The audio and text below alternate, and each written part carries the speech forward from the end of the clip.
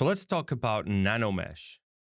NanoMesh is a feature that allows you to add multiple objects at once and very quickly using ZModeler actions and polygroups. So what this effectively means that you can spawn meshes from your current IMM brush without having to draw them manually. So let's go ahead and create a NanoMesh brush. So to create a NanoMesh brush, you need to start with an IMM brush. So we're going to use this IMM model kit over here. And when we have this on, you can see we have all of these meshes as mentioned in a previous video. We want to turn this brush into a NanoMesh brush. So to do that, let's go over to our brush settings. And under create, there's a convert IMM to NanoMesh brush. So this create NanoMesh brush button. If I click this, now you can see that my brush changed to a ZModeler brush.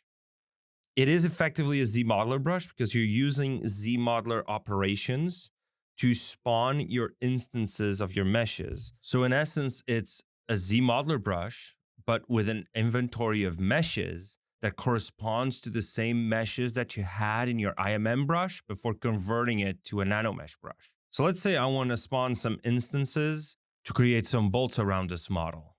So what I can do is I can go over and select one of these fasteners, for example.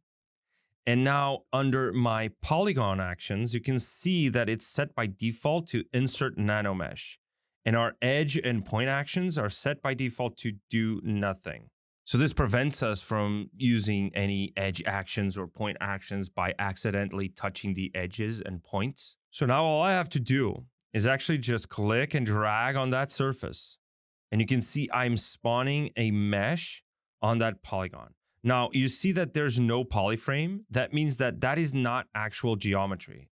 It's just spawning an ID for that mesh to be instanced over. So if I keep dragging this, you can see there are different polygroup colors and different meshes. So if we go over under our NanoMesh tab on our tool palette, you can see we have multiple indexes. Each one of these indexes is based off one of these polygroups. So this is one index, this is another index, and this is another index. So we can tweak those. But in this case, I actually don't want to do that. So what I can do is use my temporary polygroup to just grab this, let go of Alt, press and hold Shift, and just paint that polygroup back. And now you can see that there's no more NanoMesh. So what I want to do actually is I want to paint a temporary polygroup around this model. So let's say I want some bolts over here, right? So I'm going to paint that over there. And then I'm going to go and paint that over there. So I'm just using my regular ZModeler actions to go around this mesh. You could also use selections if you had a perfect edge loop going around and then just do a poly loop. But for now, this works. So I'm going to paint that over all around that mesh. And now what I need to do is actually just insert that mesh over there. So you can see now that it's spawning that bolt all around that temporary polygroup. And you can see we can still paint that. And we can also borrow this polygroup by using Alt, tapping with your Apple Pencil. Then as you hold your Apple Pencil on the screen, let go of Alt, hold Shift, and then we can paint multiple other polygroups. But for this, I think this works fine. And now what we have with NanoMesh is full control over our instancing system.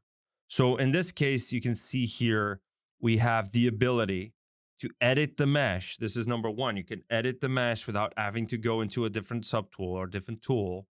You can click that and now you're just working on that mesh, and then you click that back and you change that. Cropping, we can fit that to the polygon. So it's dependent on the shape of that polygon. Proportional is going to keep the mesh proportional regardless. We can clip, which means it's going to clip if the mesh goes over those polygroups. And then we can fill. So I'm going to keep this at proportional, and we can change the size of all of those meshes.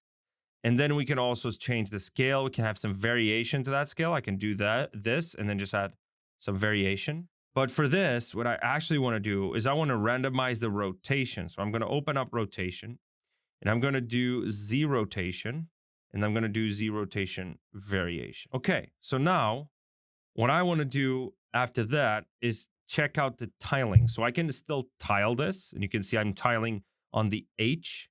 and tiling on the V. So I can go a little bit crazy on this.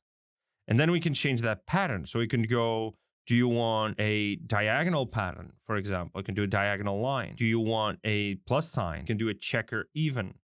We can do a border. So it's just on the border. We can do like the corners. So this is how fast NanoMesh allows you to iterate on your instancing system. And after you're done, you can go to inventory, click one to mesh, and now you can see that that's actual geometry with a separate polygroup. I hope you enjoyed this video. Thank you so much for watching, and I'll see you in the next one.